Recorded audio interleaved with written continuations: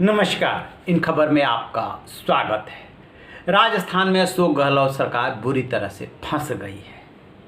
Fairmont hotel से जैसलमेर उनके विधायक पहुंच गए, लेकिन अशोक गहलोत अंदर से बहुत ही परेशान है, छटपटाहट है, क्योंकि उनकी सरकार तक खतरा पहुंच चुका है, नॉक कर रहा है, और उसको ये समझ रहे हैं क्योंकि उनको लगातार रिपोर्ट मिल रही है।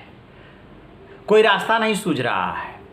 इसलिए हाल के 3 दिनों में, जिस दिन से गवर्नर कलराज मिश्र ने सत्र को मंजूरी दी है, वो बार बार बागियों से अपील कर रहे हैं, आप कांग्रेस के हो, कांग्रेस में लौट आओ, कांग्रेस के चुनाव चिन्ह पर लड़े हो। आज उन्होंने फिर बोला है, यदि हाईकमान मंजूरी देता है तो हमें बागियों को गले लगाने में कोई दिक्कत नहीं है।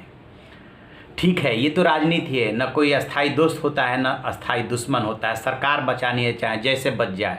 वाकई में आपकी सरकार लोकतांत्रिक तरीके से बनी थी अशोक गहलोत जी, लेकिन अब जादू काम नहीं आ रहा है। आज वो फिर जो केंद्रीय मंत्री है गजेंद्र सिंह शेखावत उन पर बिफरे। उन्होंने कहा कि संजीवनी को ऑपरेटिव मसले में उनका नाम आया है। अब वो कह रहे हैं हमारी सरकार की भाग दौड़ की सरकार, उन्हें तो नैतिकता के आधार पर रिजाइन कर देना चाहिए। रिजाइन कौन करता है आज के ज़माने में? कोई नहीं करता है। बड़ी मुश्किल से सत्ता मिलती है। नैतिकता की बातें परे रख दीजिए। गया वो ज़माना जब नैतिकता के आधार पर लोग रिजाइन किया करते थे। यहाँ तो सरकार को गिराने और विधायकों को खरीदने और बेचने की होड़ लगी हुई है, और विधायक भी बिकने को तैयार है, उन्हें कोई दिक्कत नहीं है।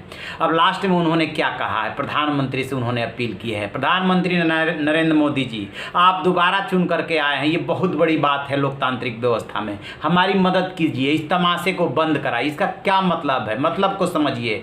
अशोक गहलोत 2 बार प्रधानमंत्री नरेंद्र मोदी से बातचीत कर चुके हैं, बातचीत करके मदद मांग चुके हैं, लेकिन लग रहा है कि मदद मिल नहीं रही है। हो सकता है कि उन्होंने ये कहा हो कि ये तो आपकी पार्टी का अंदरूनी मामला है, इसमें हम क्या कर सकते हैं। बात इतनी नहीं है। उन्होंने आगे इससे बोला क्या? पूरा गृह मंत्रालय लगा हुआ है हमारी सरकार गिराने में। इशारा किसकी तरफ? गृह मंत्री अमित शाह की तरफ, क्योंकि वही माने जाते हैं इसके माहिर। अब अशोक गहलोत करे तो क्या करे? यहाँ से पहुँच गए जयपुर से जैसलमेर। 14 अगस्त से जो है वो सत्र है, लेकिन लग रहा है कि उसके पहले ही खेल हो जाएगा, क्योंकि जो उनके अभी तक अपने थे उनके भी छिटकने की खबरें आ रही हैं। आखिरकार पूरे मंत्री और विधायक वहाँ क्यों नहीं पहुँचे जैसलमेर? एक बात ये कही जा रही है कि उन्होंने मंत्रियों से कहा था कि आप रुक करके काम काज कर सकते हैं। बिल्कुल नहीं। वो खुद ही आशान्वित नहीं है, खुद ही इस बात को लेकर के कॉन्फिडेंट नहीं है कि जिसको मैं छोड़ूंगा वो हमारे पाले में रहेगा कि नहीं रहेगा। तो इसका मतलब कि जो दरकने की खबरें आ रही है उसमें दम है, इसीलिए बार बार वो प्रधानमंत्री नरेंद्र मोदी को याद कर रहे हैं। दरअसल इसके पीछे का थोड़ा सा आपको ले चलेंगे महाराष्ट्र में। जब उद्धव ठाकरे महाराष्ट्र में फंस गए, लगा कि उनकी सीएम की कुर्सी चली जाएगी, क्योंकि उनको एमएलसी अपॉइंट नहीं कर रहे थे वहाँ के राज्यपाल।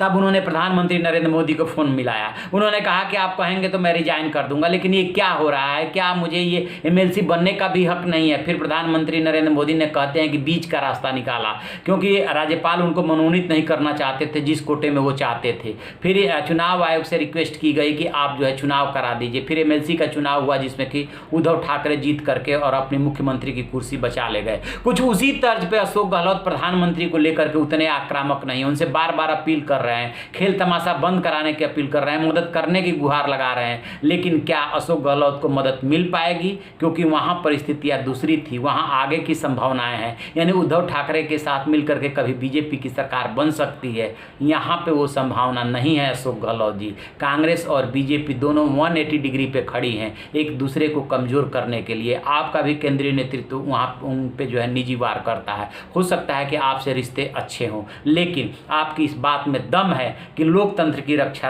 होनी चाहिए। सरकारें तो आती जाती रहती है। तो आप ऐसी खबरों के लिए देखते रहिए हमारा डिजिटल चैनल इन खबर।